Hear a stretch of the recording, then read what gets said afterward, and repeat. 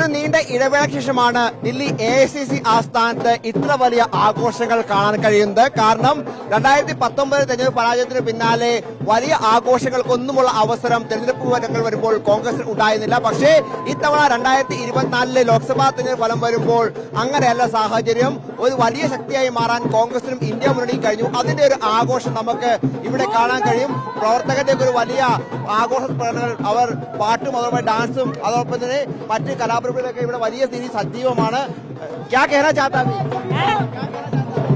खुशी का जो माहौल है, सब खुश है, हम खुशी में नाच रहे हैं.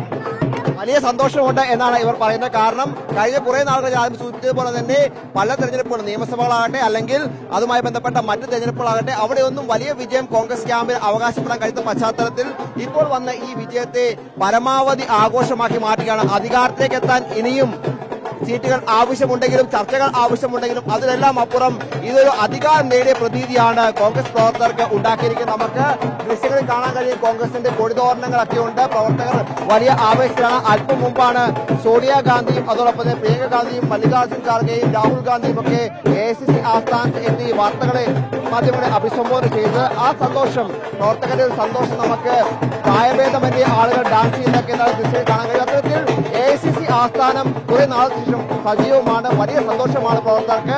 ആ സന്തോഷം വരും ദിവസങ്ങളിൽ ഒരു സർക്കാർ രൂപീകരണം അടക്കമുള്ള ചർച്ചകളിലേക്ക് ഇന്ത്യ സഖ്യത്തിൽ എത്തിക്കാൻ കഴിഞ്ഞാൽ അത് തീർച്ചയായും മറ്റു തലത്തിൽ പ്രവർത്തകർക്ക് വലിയ ആത്മവിശ്വാസം നൽകും എന്ന കാര്യത്തിൽ യാതൊരു സംശയവുമില്ല. വീഡിയോ ജേർണലിസ്റ്റ് അബു താഹിറിനൊപ്പം റിപ്പോർട്ടർ നോബിൾ മാരിക്കാരൻ, ഇൻ റിപ്പോർട്ടർ, ദില്ലി.